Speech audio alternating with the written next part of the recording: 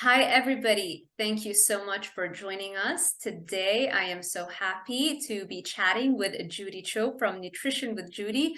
Hi, Judy. Thank you so much for being here. Hi, Sarah. Thank you so much for having me.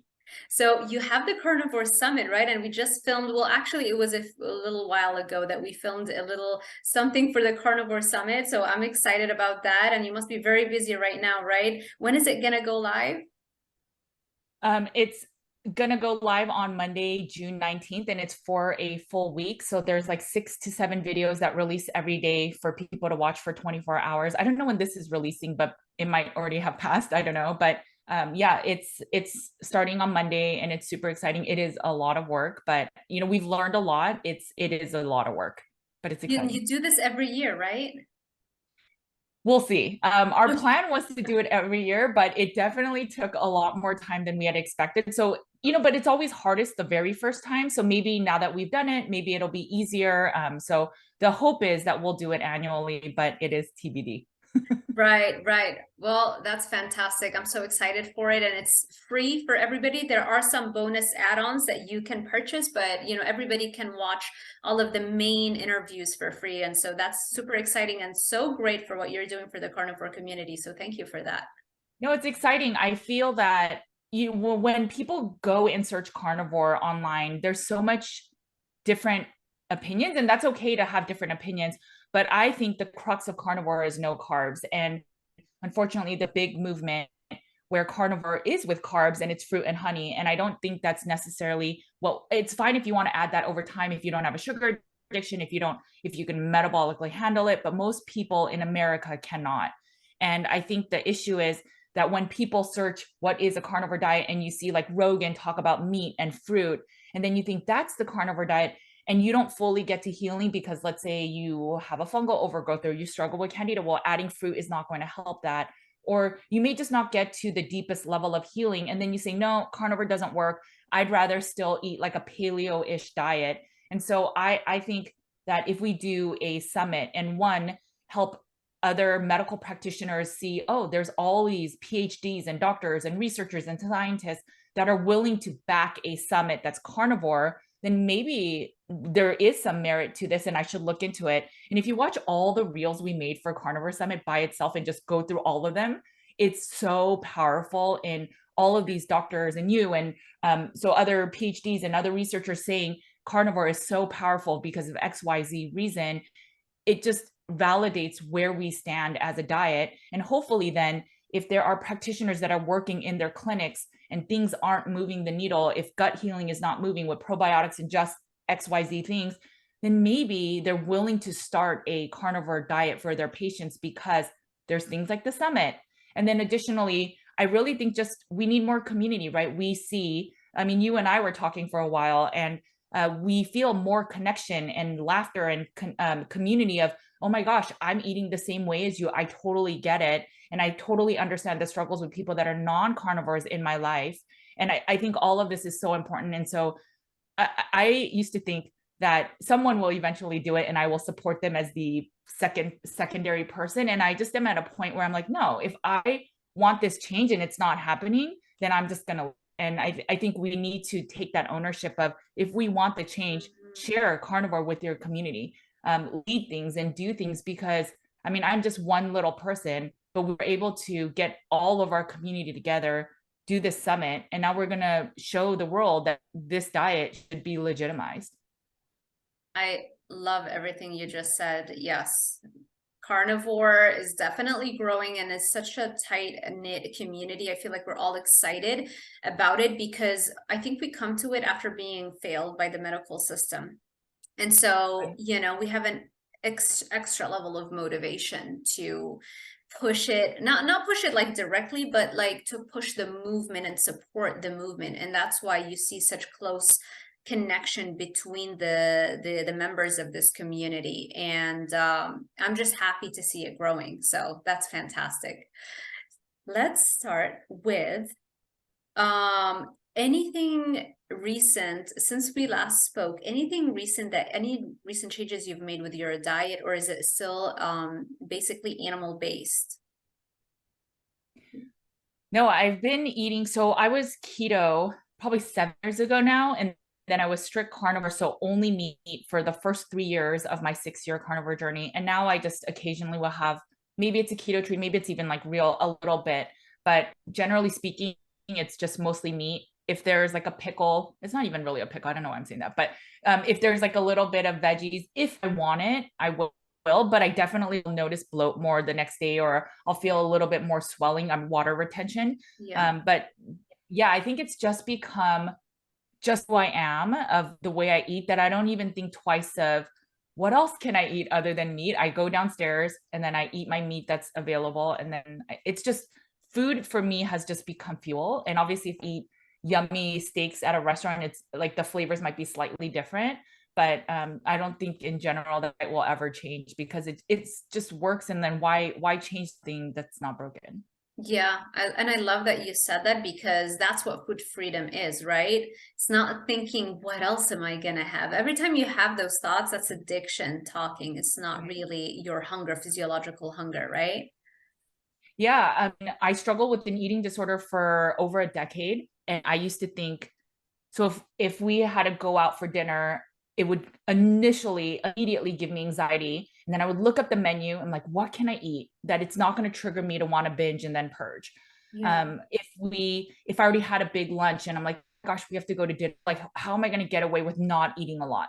And Mm, then it was always these thoughts. And then sometimes even with my girlfriends, when we would go out to lunch, something would trigger me, and immediately I'm like, I have to leave. I have to leave, and I have to go through my eating disorder routines.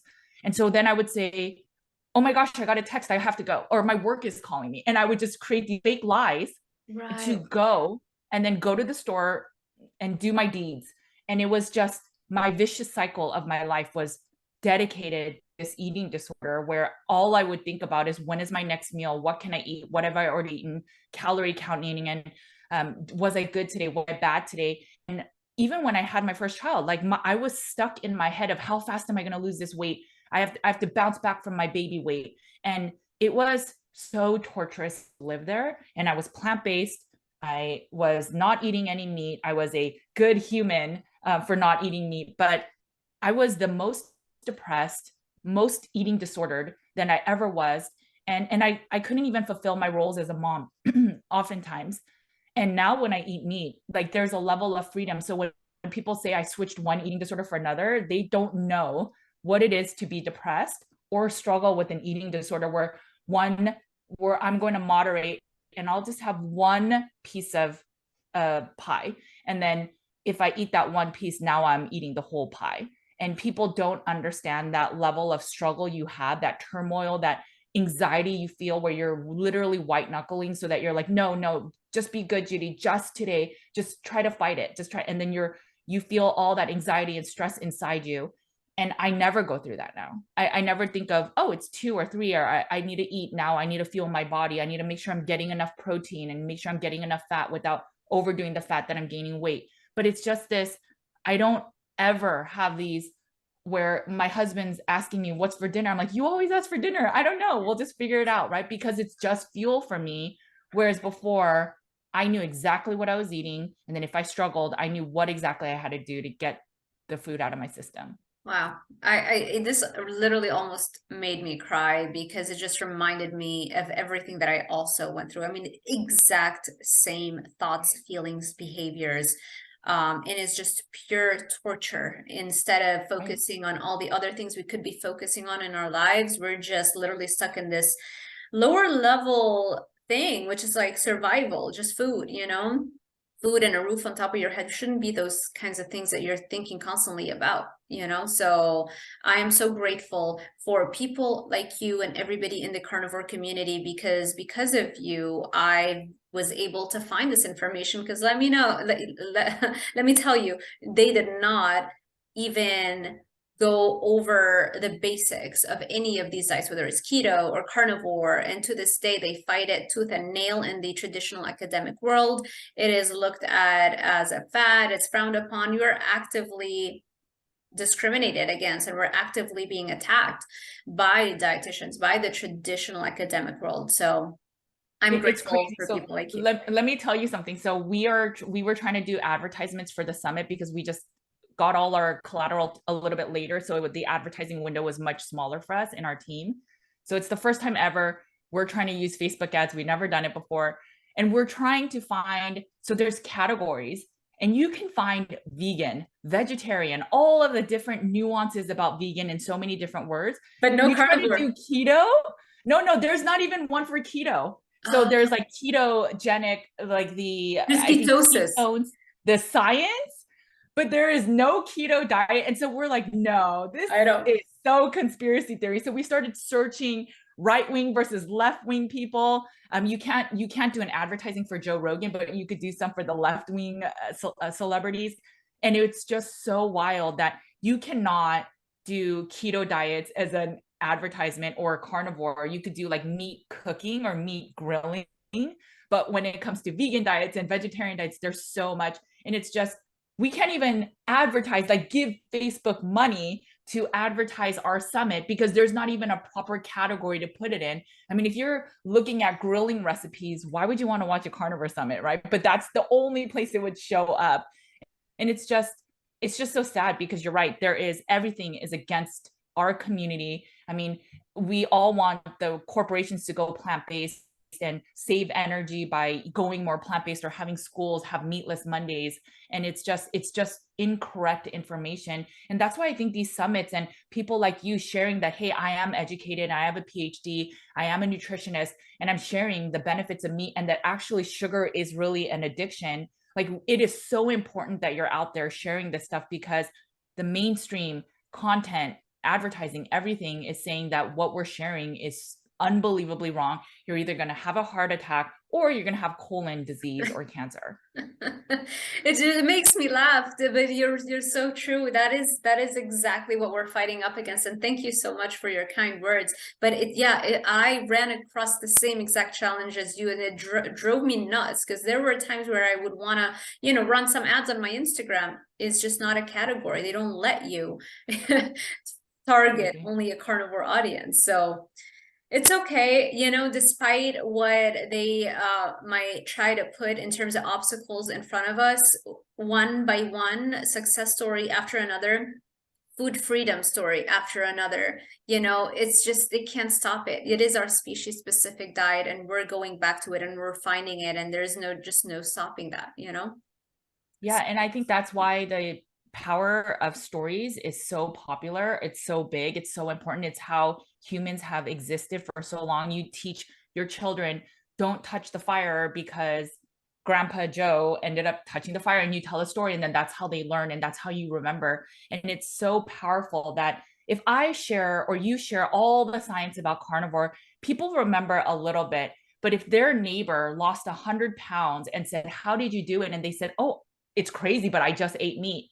The desire, because you've seen your neighbor lose the weight and then change their life, you are more inclined by that more than any science that somebody shares. And that's why I always tell the community, we have to share our stories. I'm not saying to push it down someone's throat, but if someone says, wow, you have more energy, wow, your skin is clear, wow, you've lost weight, you look better, what is your secret? And it's like, I know it's kind of crazy, but I did an all meat elimination diet. And that is power right there, because that will stick compared to some science. And, nowadays, no one trusts science, but it's more valuable sharing a story of change and healing than saying, this science person told me that meat is good, right? It is so true. The power of story, right? This is why we were talking about entertainment earlier, right? And I was talking about rapping and the power of entertainment and influence and all that kind of stuff. And it's true, because in entertainment, they use storytelling as a major element for influence, for impact, to move people. Because when you move people, that's when the change happens, when they're feeling that emotion.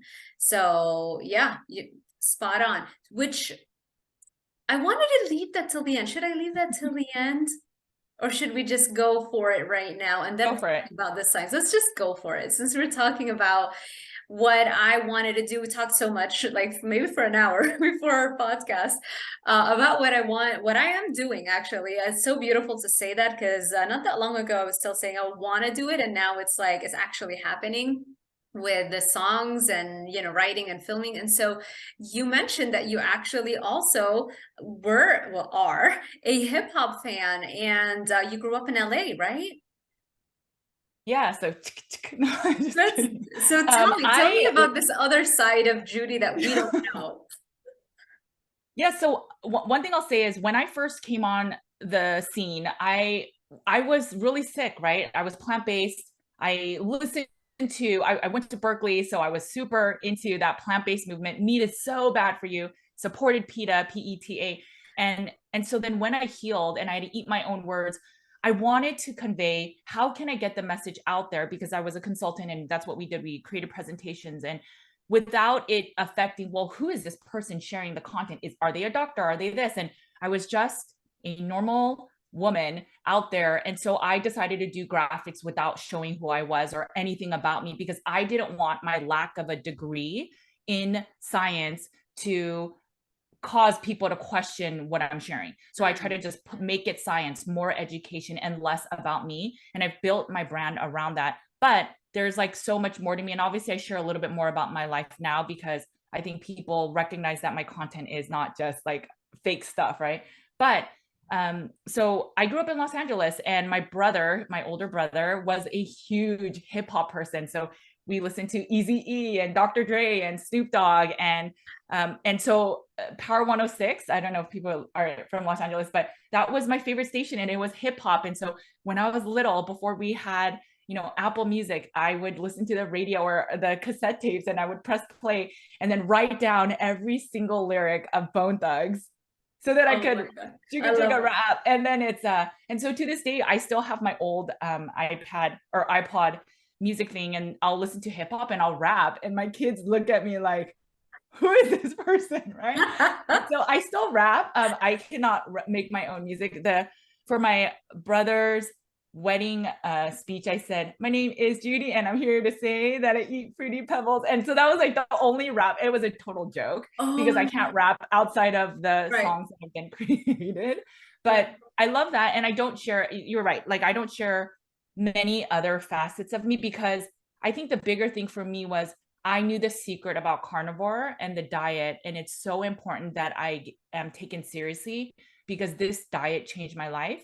And how can I most effectively help others without it seeming fake? And so I didn't know how to share it. And I'm going to be honest, like being Asian, there's not a lot of Asians in the wellness space. So if you can identify to me because you're Caucasian and I'm Asian, so maybe my graphics the science can share the Mm, authenticity and the realness of this diet. And so that's why I went that way without showing a lot of me. mm. And nowadays I try to show a little bit more, but it's still harder for me because I try to make it more education. But you're absolutely right. People connect more with the stories, right? When I share the heartbreak I had with getting into a mental institute for my illness and the diet and all that, Mm. people connect more to that than when I share like a picture of a ribeye and its nutrients. So I totally get Yeah, that. But yeah, yeah, yeah. And I think once you start doing it more and more, you're going to become more and more comfortable.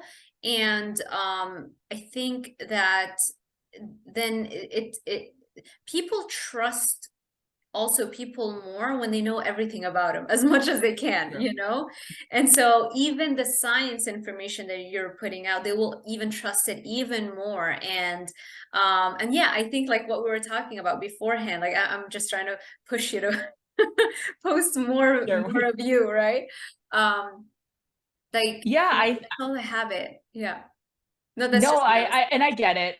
I mean, I think whenever I meet people in person, they're like, you know, your education and stuff is so serious, and I seem so serious, but I'm not that. I mean, I am serious, but I'm not that serious. I mean, I dance and joke around with my kids, and we play and we do silly things, but I know I don't come off like that because I'm like, I am a super serious person online. But again, it was because my end goal was I need people to take carnivore seriously, and if they're Mm, going to take me seriously when I'm just a average next door neighbor girl that you may see, how are you going to take me serious hmm, unless maybe I just share the content? And so now I get it. I get like I should share more of my story. And yeah, I definitely think I'm yeah. a little bit more fun in person, which is like the opposite. I feel like people are more fun sometimes on camera than they are in real life. But yeah, it's just, I get it. I have to balance that, Yeah. the science plus my real life story. Yeah, yeah. And the more you do it, the more you realize, oh, this is great. Because, you know, I had the same fear also before I started posting the rap songs.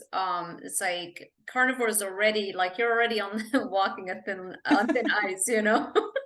It's so And true. now it's like, and she's a rapper, you know? So, but what I realize is like, it doesn't matter. The only thing that matters is how much value are you bringing for your audience and the community. The more value you're bringing, that's the only thing that matters. And you obviously are constantly, you know, providing value. So I think that's really the only thing that matters, the only thing that people care about. And even, Well, yeah, no, sorry, go ahead. one thing I was going to say is just seeing your account, it's shown me that you don't have to always be super serious, right? So like that was one thing I learned from my Cutting Against the Grain podcast. I was always trying to be this polished, sciencey person, and when my co-host was trying to, bring up more personal things, it was so hard for me to share stuff when I'm super extroverted. But and it's just, you're right, it's just when I see you share, it's like, oh, she's sharing. And I loved it. I love that you shared this rap song, and I distinctly remember hearing the song, and I shared it with my husband because it was so exciting, I because love my it. husband likes to rap. Like him and my brother used to just flow naturally on their own, and I'm like, how do you Yeah. guys do that? That's amazing, right?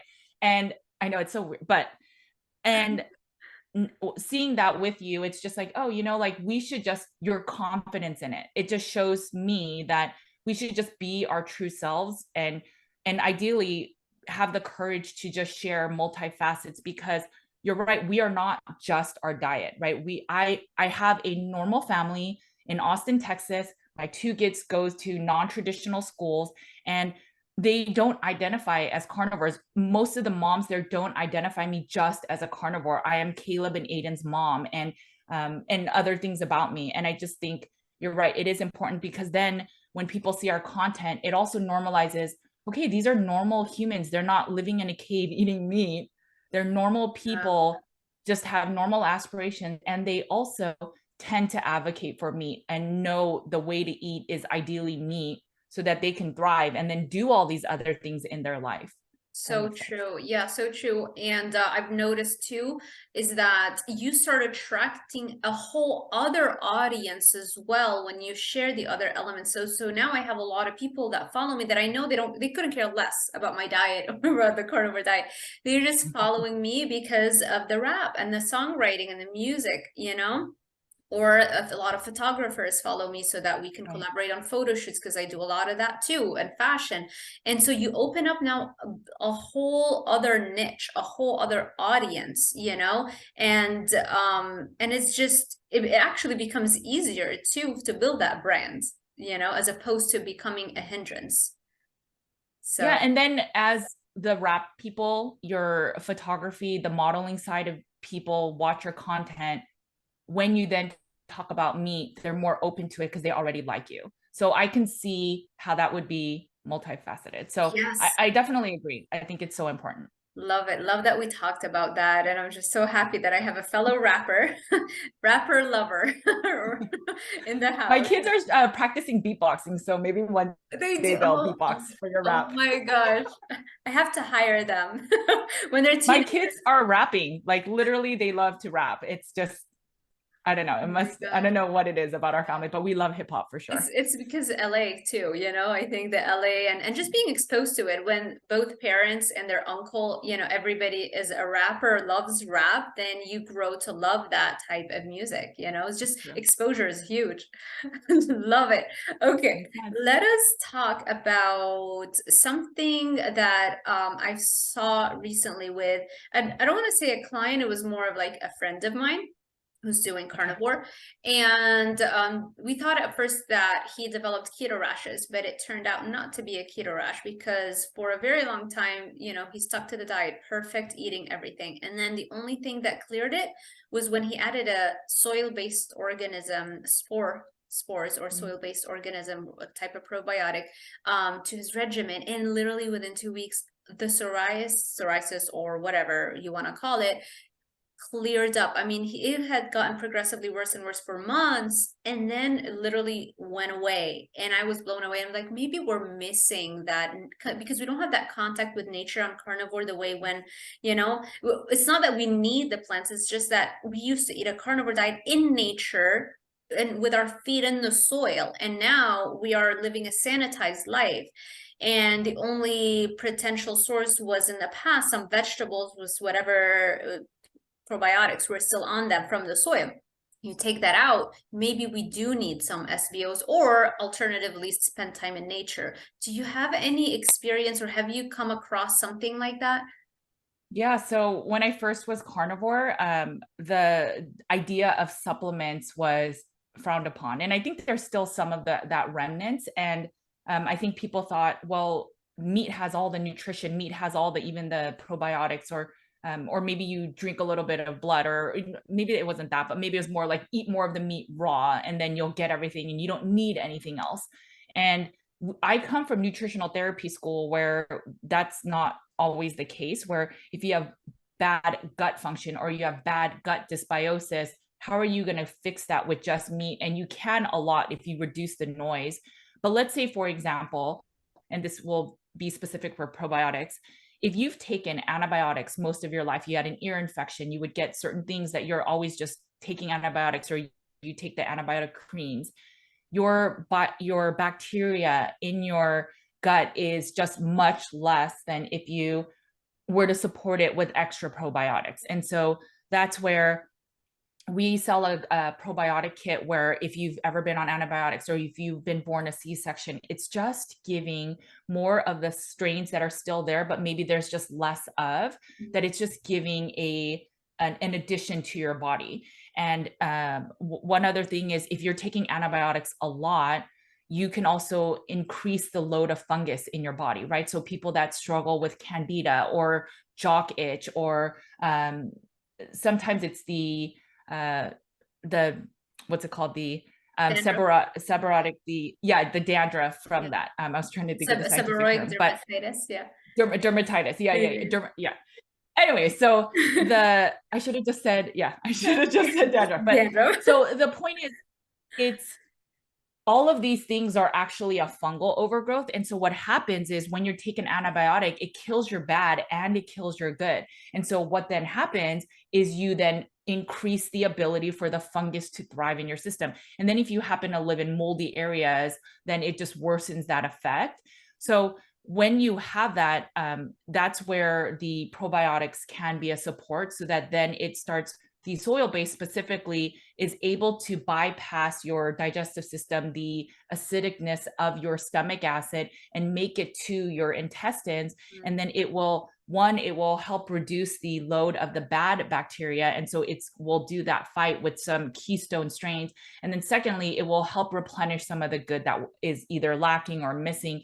And we do so much gut function testing in our practice. And so I see so many GI maps. We could talk about some of the fiber stuff, but we see a lot of different people's, they may be low in a certain key strain. And so then when they take the probiotics, it helps. And the biggest people we've noticed, the biggest, most rapid change is with children. So they'll have like eczema all over their skin, and they're eating animal based, or they're eating certain just little bits of fruit. And the parents are stressing because the kid is just itchy everywhere, reacting to things.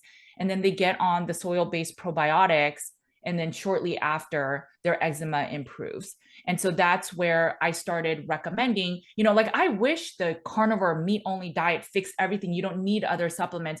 But when you have a private practice and you work with people and they challenge you, that's where what I'm going to share is going to come out from. And what we found is, a lot of people have been on rounds of antibiotics. A lot of people get imbalances in their gut, or they've traveled and they've had traveler's diarrhea and their microbiota is shifted. And when we see people use the probiotics, it shifts. It helps some of the good gut bugs live and kills off some of the bad. And so I think it's a little silly when we think carnivore fixes everything.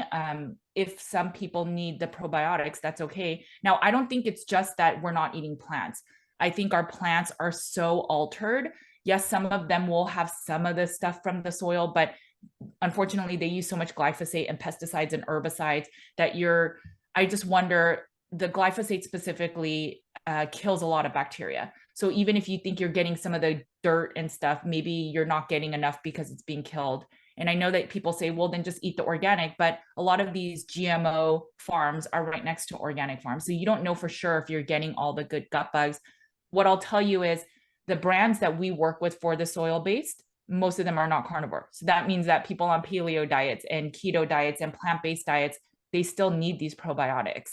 So it's not just a specific to carnivore. I think generally we are surrounded by so many toxins. And so the average person kind of needs probiotics at this point to just support our gut function. And there's been studies where they'll go to like indigenous tribes and they'll look at their strains. They have like 300, and then the average person in just the modern world has like 100.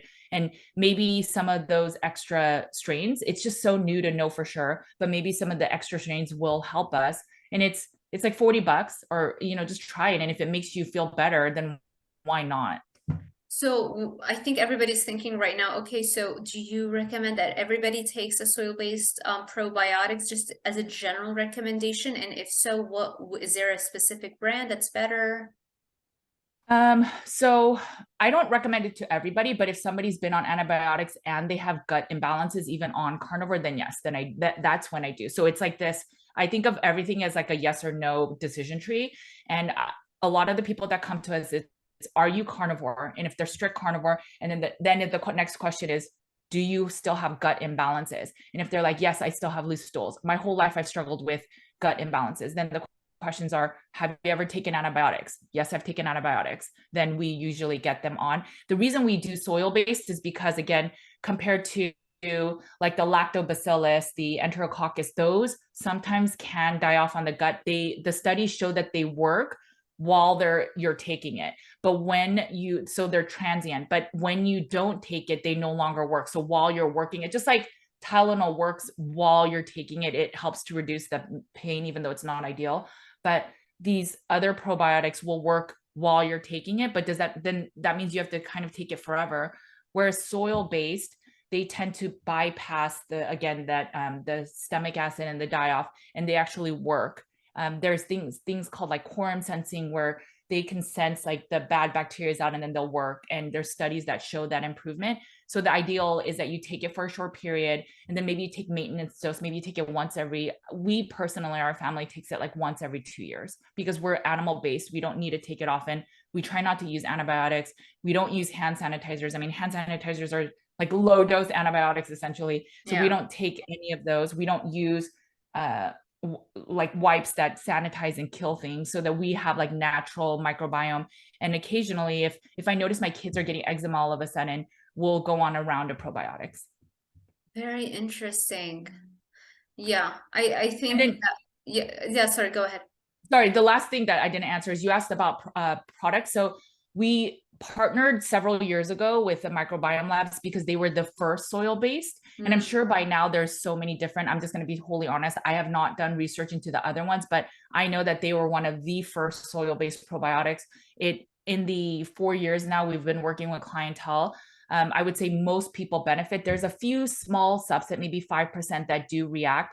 I also wonder, is it die off, right? So is it that you've taken the probiotics that then kill off the bad, that then there's like a little war going on in your gut, and your immune system is not able to handle that? So there is a small subset that happens too, but generally speaking, the overarching feedback for microbiome labs is positive. Otherwise, I wouldn't carry it. But I don't know if there's other companies now that are as good, because I just haven't done the research. Fantastic, fantastic. And constipation seems to be something that keeps coming up. How do you deal, and what do you think is the biggest advice you can give the audience? The most times I see constipation is eating too many lean meats, maybe not drinking enough salt. So I wouldn't say salt. When I say drink salt, I mean sole water. But if you're not having enough electrolytes to stimulate the peristalsis and to just get things flowing, and then not eating enough fat, but then overall not eating enough, period. So those are the most common ways. There's sometimes illnesses that also occur. Maybe the microbiome needs support, as we talked about, but Those are the main ones. So make sure you're eating enough calories, make sure you're getting sufficient fat to stimulate the bile and to get the gut moving. And then make sure that you're getting enough electrolytes. So some people just don't drink enough water. You know, you think of it, your intestines don't have like a natural mechanism that's just has it moving. You have to drink water, and there is peristalsis, but it requires something to happen in the gut for then the intestines to know, oh, we need to move and we need to. So even walking can help, right? So if you're just stagnant, I mean, me just sitting here, literally my gut is not moving at all, right? Right. So you want to make sure you do those things. Our community has more, we get a few constipation issues, but it's normally more of the loose stools, but those are the main reasons. So looking at your diet, making sure you get enough, and then maybe you need more fat, but I wouldn't go towards the butter because people have a tendency to be sensitive to dairy. I would do more animal fat. So like maybe eating a ribeye versus like a leaner steak. Love that. Fantastic. And also carnivore rashes, I think we kind of covered that. I think it might be oxalate, right, dumping, or it might be just that you need those soil-based organisms. Is there anything else I'm missing with the keto or carnivore rashes? Yeah, the other thing I would think of is fungal rash. So is it that now that your body is detoxing, if you think of the immune system as like one big bucket and it has to handle all these things, and so your immune system will prioritize many, many things first so you don't die. One of the first things it will support is making sure that your blood sugar is balanced. So then once you're carnivore and your blood sugar is relatively balanced, and then you're not eating plants, so less or proteins coming in that are making your gut sensitive, or that your immune system has to react to these different weird proteins coming in, then your body can say, oh, there's less coming in. Maybe we can detox some of the toxins in our fat or in our organs. And so it may start releasing. So let's say you had excess fungal, which is from like fungal overgrowth, not bacteria or not a virus, that might start manifesting. And it's not that the diet is bad, but that your diet is clean. So your body's like, yay, we could start detoxing. And you may have a Herxheimer reaction, or a reaction of your body is now trying to clean up so quickly. And that could also be the same for oxalates. So it might be that you have extra oxalates. Where I differ a little bit with Sally, I love her, I think she's a wonderful person, is that when you're like 2-3 years carnivore and people still think they're oxalate poisoning, I don't think that's true. I personally, in my practice, have found it's usually something else. It's not just the oxalates. Fantastic. Okay. What are some of the other testing that you use in your practice, outside of obviously the diet? Like, what are some additional tests that you generally run?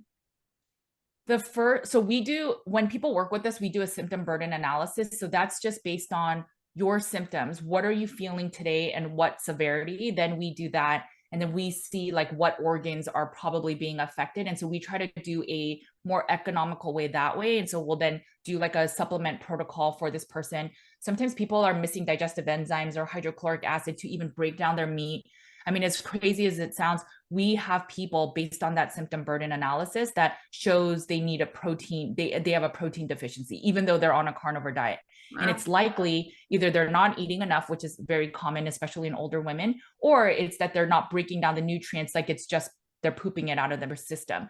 So we do that. And then when that doesn't move the needle enough, our next step is often, if it's the gut related, we will do a qPCR stool test or like a GI map.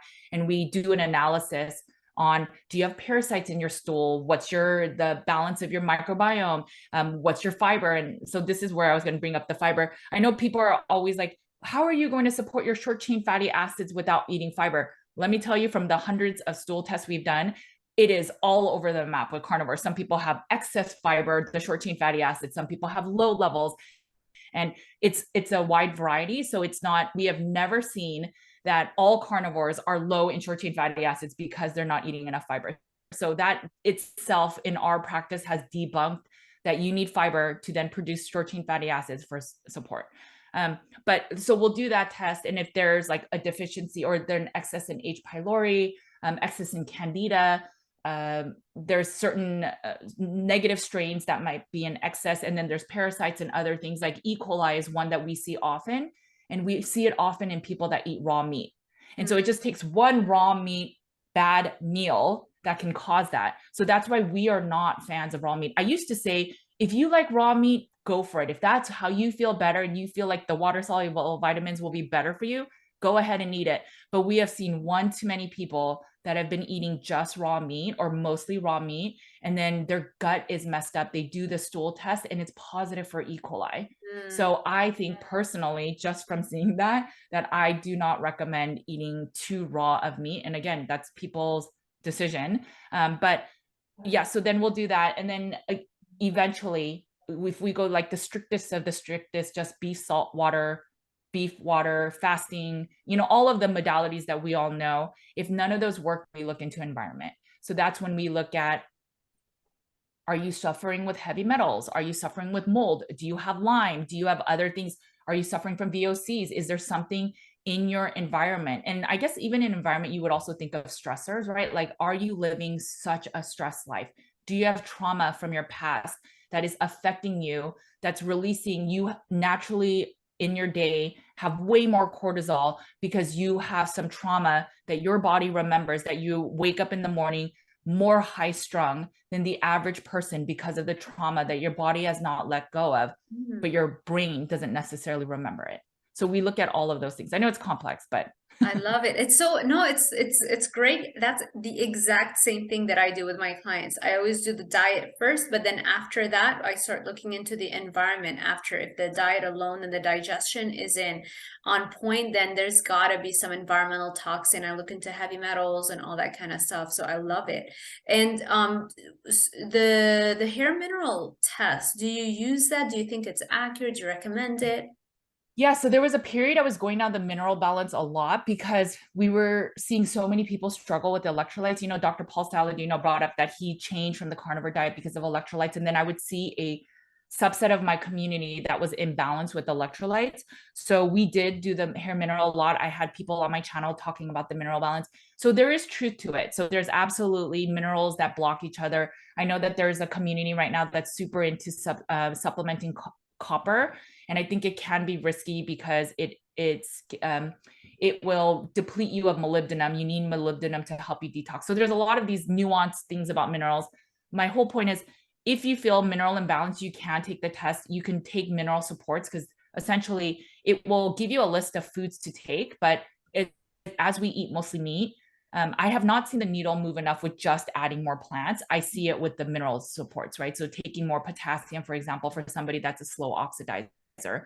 But what I have seen is when they get off it, when they get off the supplements, and let's say they don't fix their stress levels, because stress kills your mineral balance, and it eats up your salt. So imagine the people that are stressed and they're not consuming salt and they're not consuming any electrolytes. Those people are depleting themselves of minerals, and so then they'll feel electrolyte imbalances. But over time, one environmental illness, which is CIRS, the mold illness, that drastically affects your mineral balance. So that's where, again, that would be like a next step approach that we'll take. So if someone does the hair mineral, it's not balancing with the supplement protocol, then we will consider, I think you should check your osmolality or antidiuretic hormone. If that hormone is imbalanced, it causes you to retain, it will not allow you to retain water. So you'll feel thirsty all the time, but you keep peeing it out. And it's because your ADH marker is low. And that's a blood marker you could test at LabCorp Quest. And if that marker is low, you may be suffering from an environmental illness. Fantastic. Do you see a lot of SIRS recently? I feel like there's a I lot do. more. And why do you think this is happening more frequently recently? So obviously part of the reason the SIRS is now becoming more aware is because we're talking about it right in the community. There's like me that brought it up in just my community, and then the people that are getting diagnosed that are talking about it. I think it's a few reasons. I'm not going to use the word so that this video doesn't get censored, but so, you know, we obviously had that pandemic that happened. And so if you think about the immune system at large, SIRS is not just mold. The biggest way people know about SIRS is through the mold illness, water damaged buildings that cause mold, but then mold is a fungus, but then there's also bacteria that can grow. So it's anything that's in your home. So then if you think about just the sequence of events that have happened, a pandemic came, some people got sick, and then they got long COVID. For some reason, they're not able to detox whatever virus was in their system. And now they're just sick all the time. Another subset got something they wanted you to inject in your cells, right? And then they got sick from that. Not everybody, but some people, again, another subset, not able to detox whatever. Blasphemy, Judy. I know, whatever Blasphemy. junk is in their system. I'm totally trying not to get this censored. So there's now these two populations, a subset that got sick from just the illness, a subset that got sick from getting that thing in their system and then not ever recuperating fully. And then we were told to stay in our indoor environments and stay home all the time. So we got used to working at home all the time and staying indoors. And we build our homes to be energy efficient now. And what that just means is it's super tight sealed. So if you have bad air in your home and you never open your windows because you were scared of the virus going around, now that air is just circulating in your house.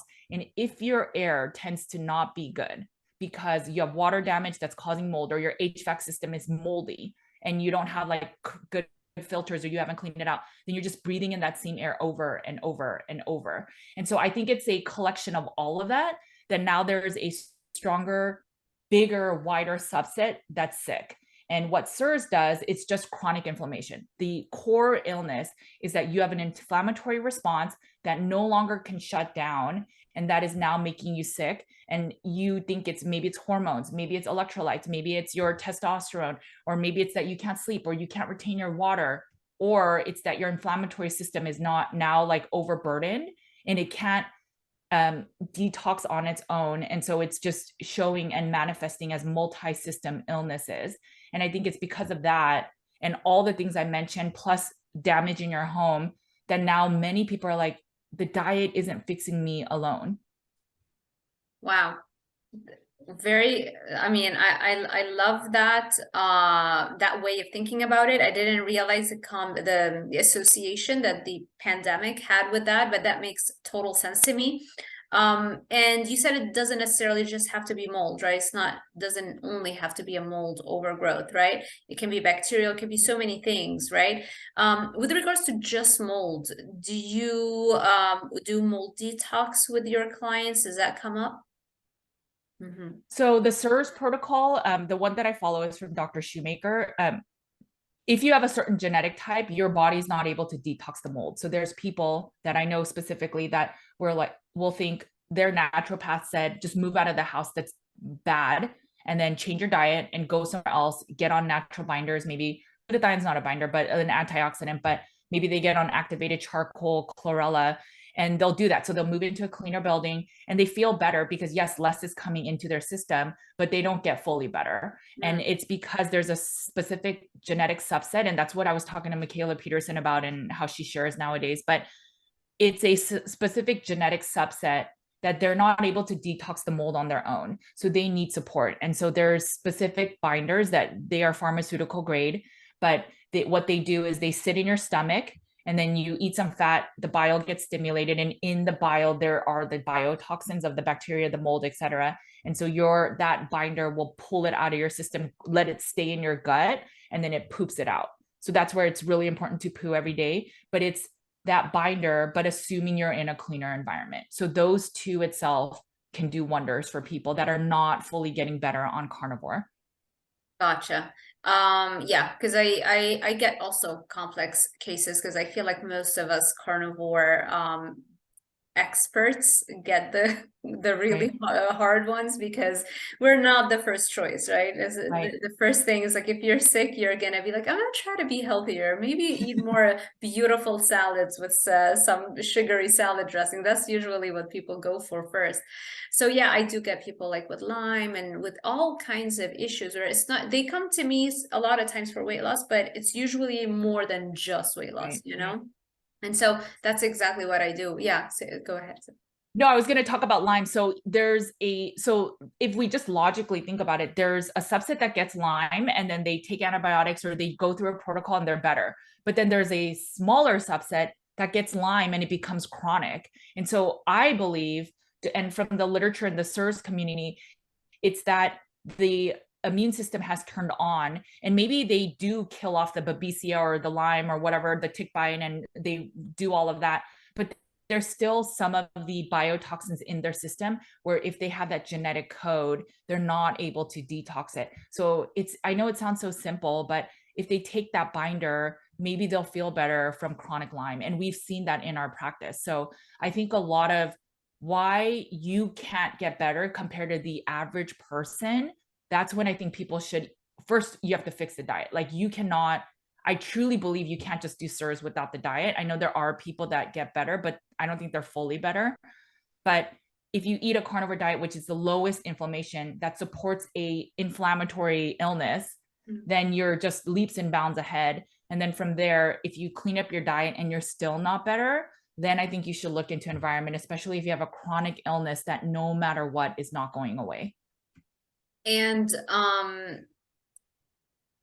I was gonna ask something that was really, really important, and it just escaped my mind. I forgot. Okay. If it comes back, I'll ask you. Yeah. The last question that I really wanted to ask you is the heavy metal. Okay, it came back. See, when it's important, it comes back.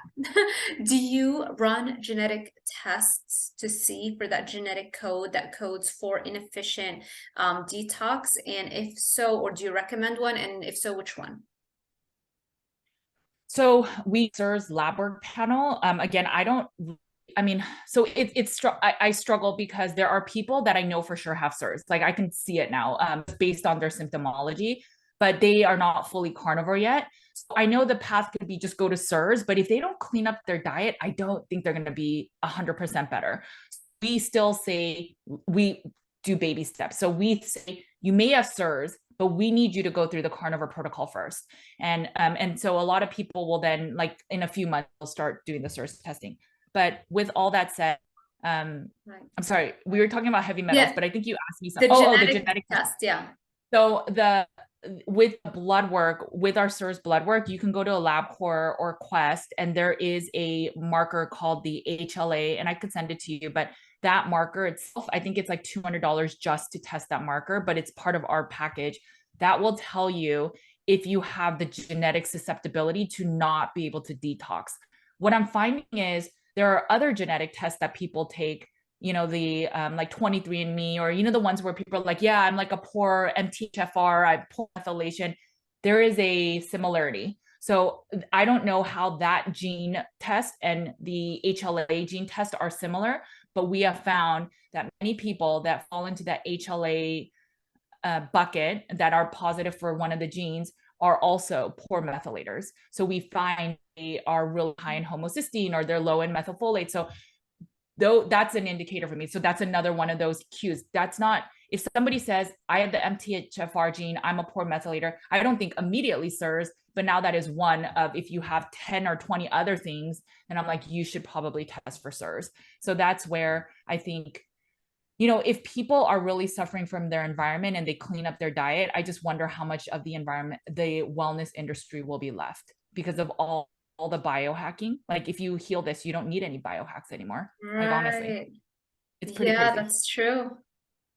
That's true. So, and then with the heavy metals, we do testing. You could do blood work. There is hair mineral also shows it. Heavy metals is a little bit trickier. What we found is as people detox, sometimes taking a few supports, maybe some supplements, maybe some drops will help detox it. I know there are camps that say detox mercury first. We don't do it that way. So we do mercury afterward. But if you have I learned this from one of the SIRS doctors, but if you have like a little bit of aluminum, a little bit of other heavy metals, then taking Fiji water every day, and I forgot, maybe you do like a 32-ounce amount of it. If you take it every day, it'll remove some of the heavy metals because it has a lot of silica, and the silica removes the heavy metals. It's so interesting. But yeah, that's so if you think you have heavy metals, yeah, it is worth bottles. Yeah, I know.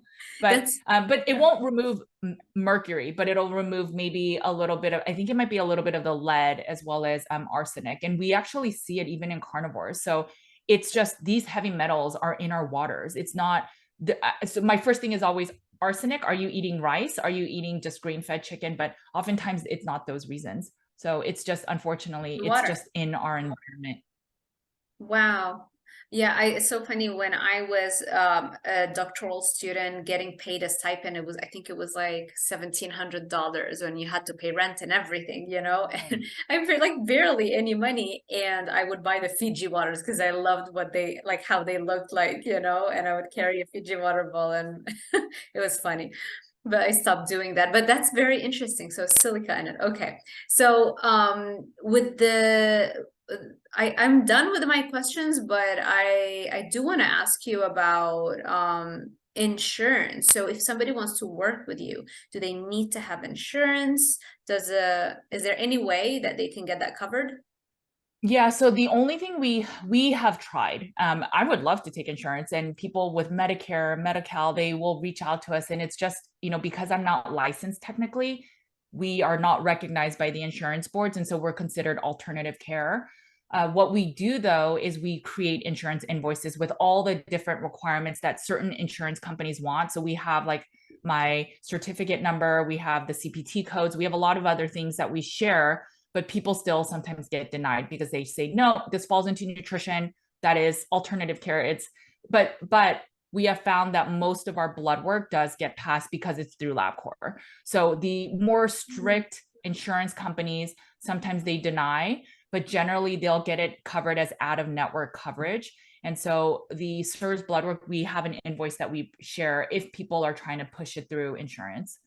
That's great. I didn't know that you could do that. So that's fantastic. And yeah, I think that wraps it up for today. I love that we went a little bit deeper than the usual. I think the first few times we interviewed, we were like, basic diet and your story, which I kind of wanted, I guess, your story a little bit more because it's just so amazing. But I think I'm just gonna link the initial interview that I did with you so that people can go back and watch that first one where you share your story and how you came to a carnivore diet and became Judy Cho, Nutrition with Judy.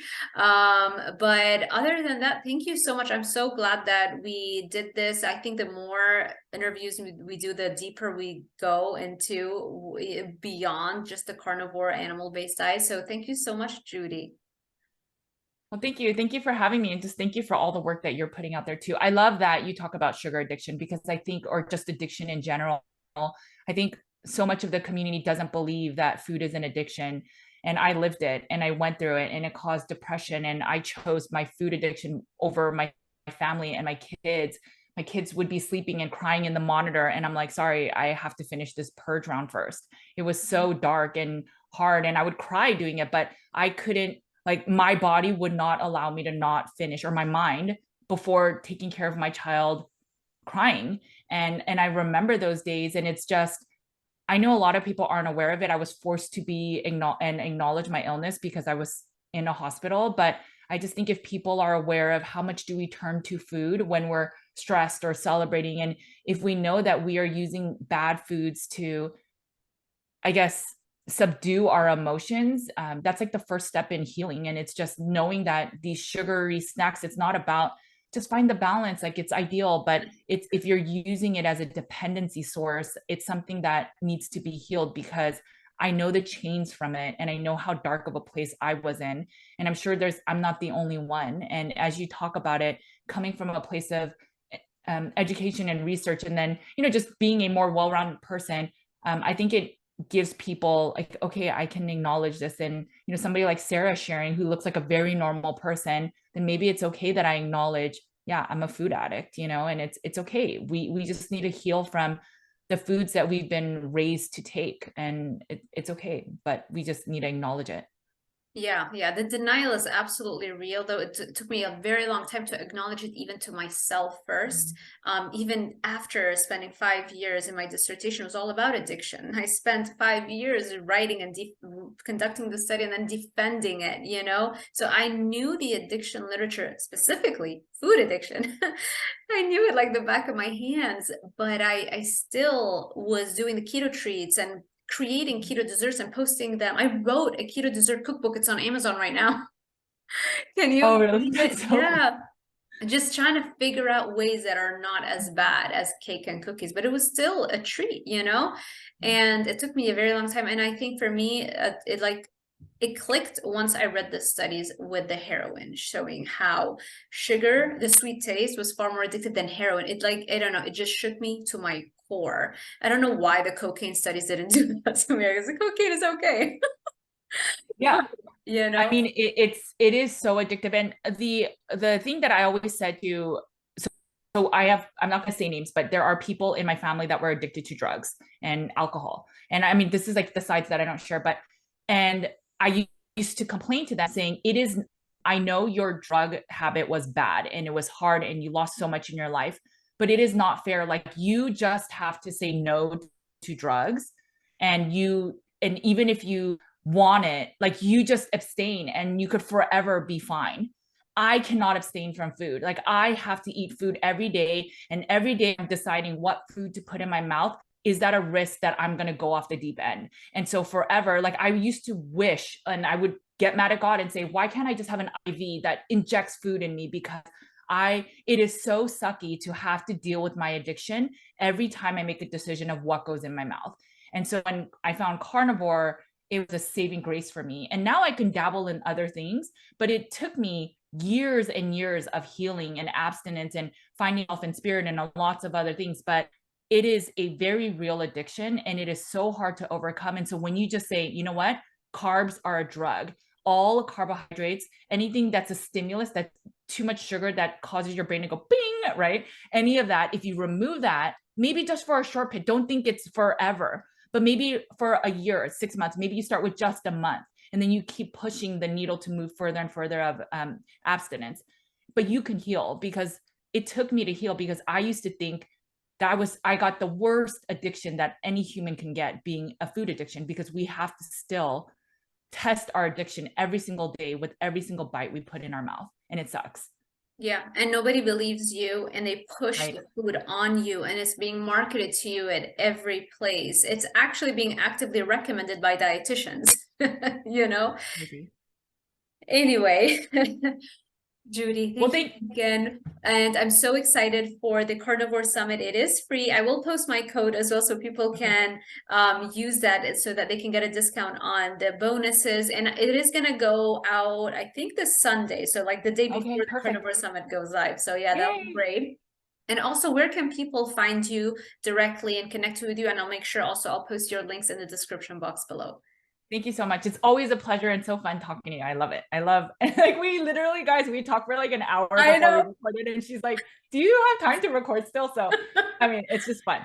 Well, thank you so much. And if people, make sure you use Sarah's links so that then you can also get the welcome gifts. There's like 5 things that you could get for free. So make sure we have like a skincare guide that's for free that we normally sell. So please make sure to get your welcome gifts as well.